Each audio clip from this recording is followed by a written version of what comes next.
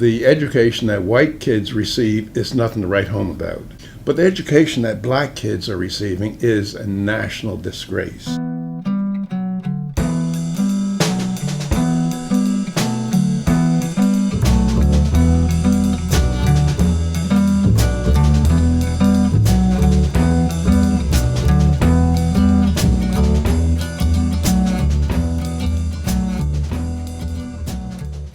The public opinion polls that I've seen, majorities of blacks and Hispanics want school choice.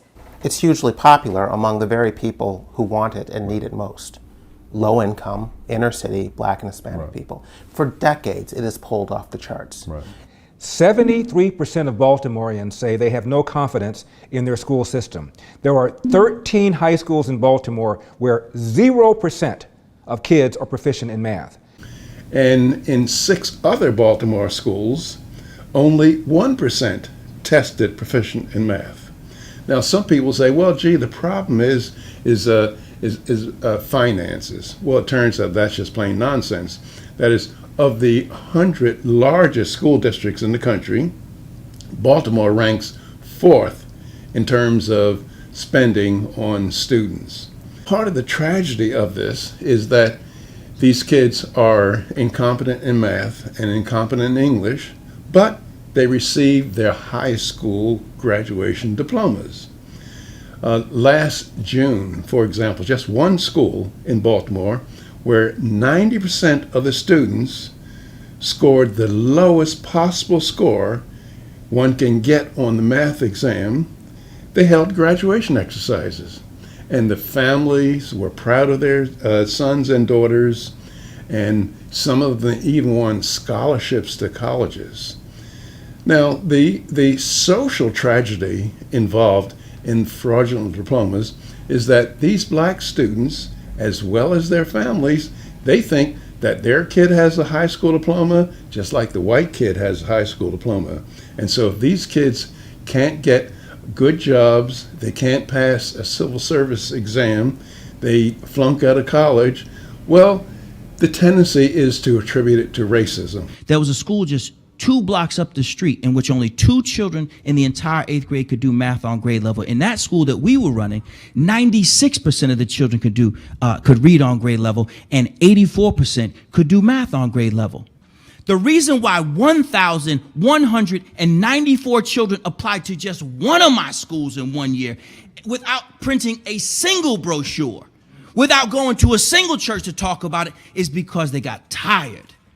And isn't that a revelatory experience when black people get tired? And what they're tired of is saying, I just want my son to go to a school where I know at the end of the day he's gonna come home one day better prepared. A few years ago, on the statewide, New York statewide math tests, there was an elementary school, grade 4, I believe, in Harlem, whose students passed those tests at a higher rate than any 4th grade kids anywhere in the state of New York.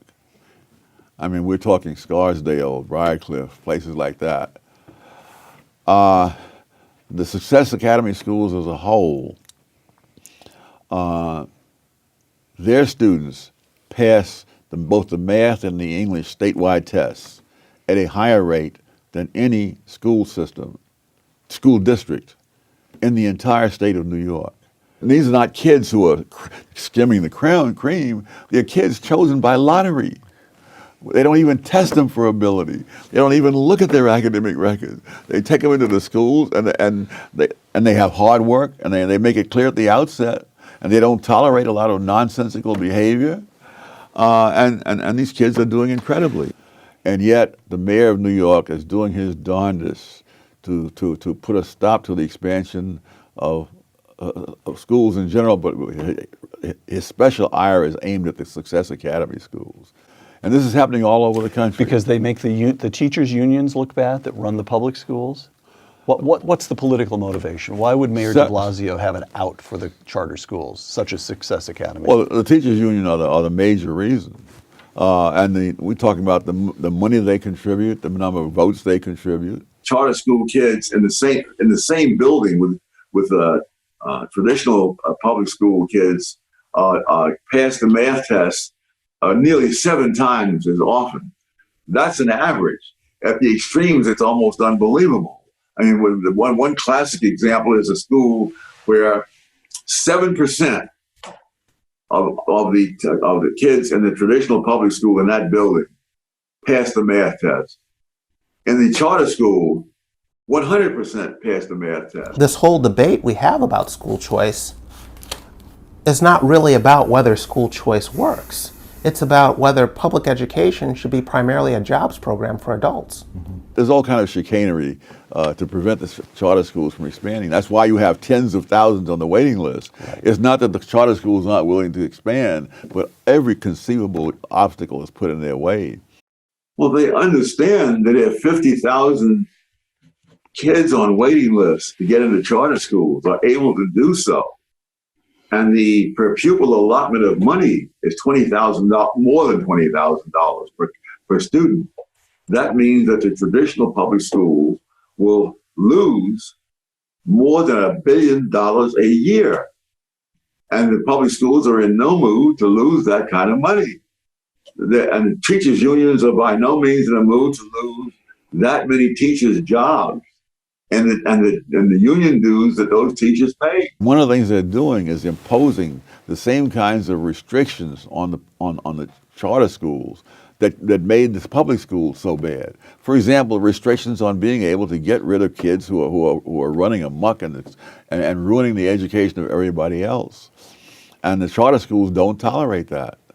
The things that are tolerated in the public schools are unbelievable. In those inner city schools, they're crime-ridden. Students are afraid to go to school because of the, quote, restorative justice rooted in Marxism, and it is making it almost impossible for students to be suspended. And in cities that are run by Democrats, they have not gotten rid of that. And so there's lawlessness within the schoolhouse.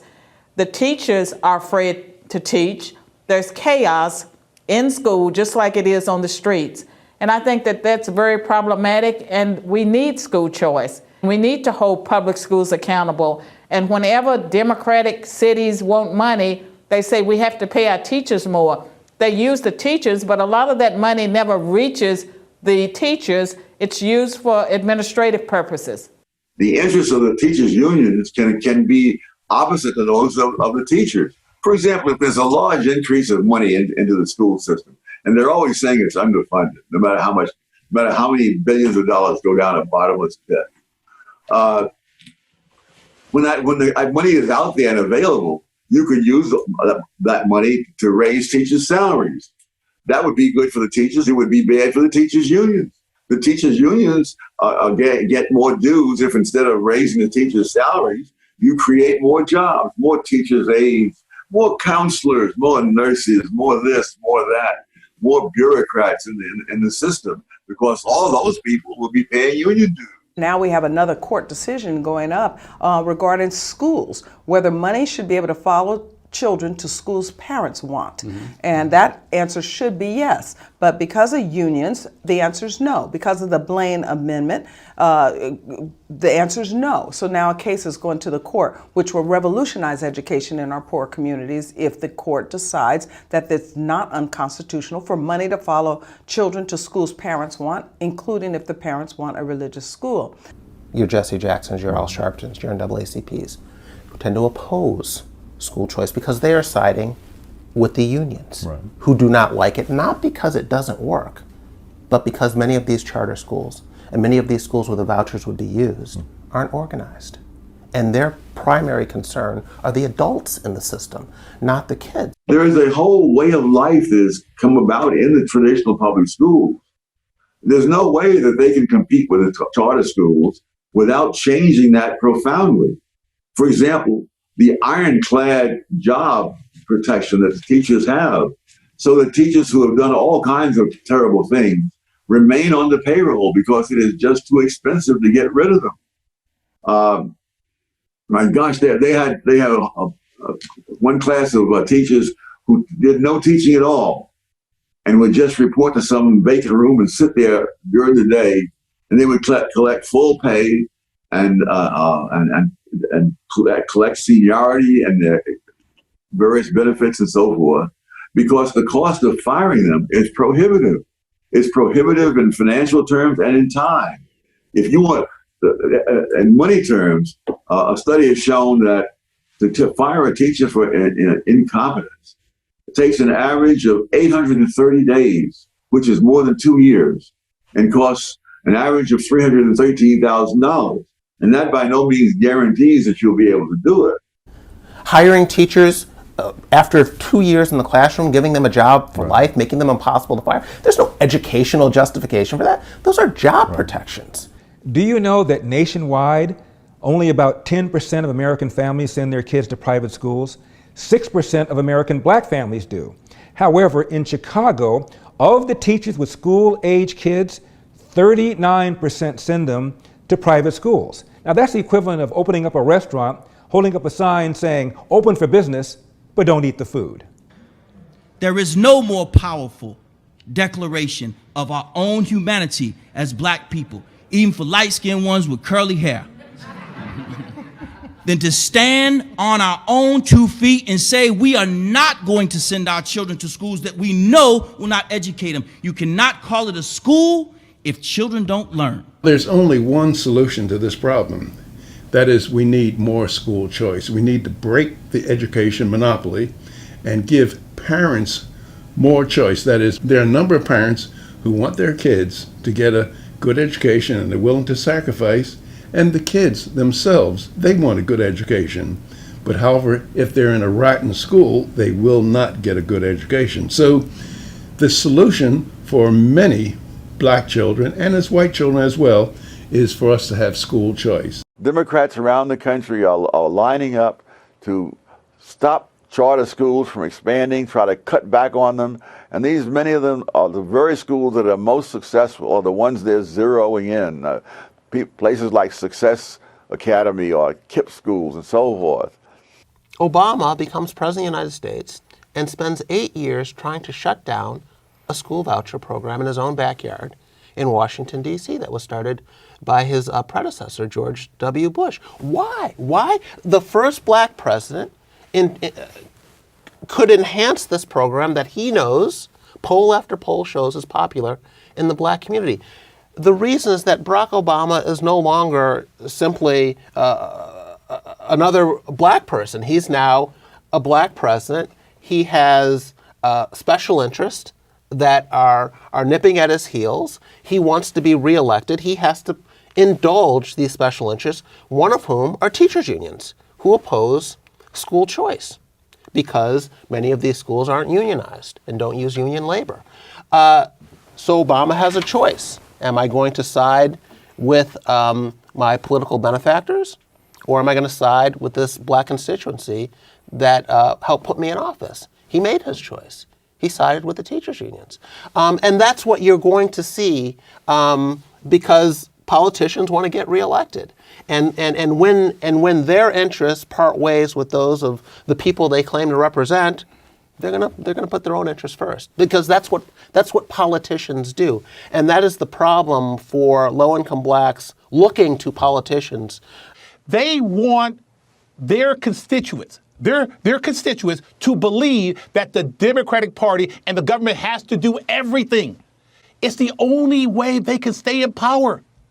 They don't want charter school. They don't want choice. They don't want people of color to think for themselves, to work and make their own career choice. They want the government to hand out things. They want their constituents to believe that the government is everything for them. The Democrats, I understand they have to do that because they're beholden to the teachers' unions. But why the Republicans don't say anything about it, that is what baffles me. What we want are for blacks to be in a position to thrive no matter who's in office.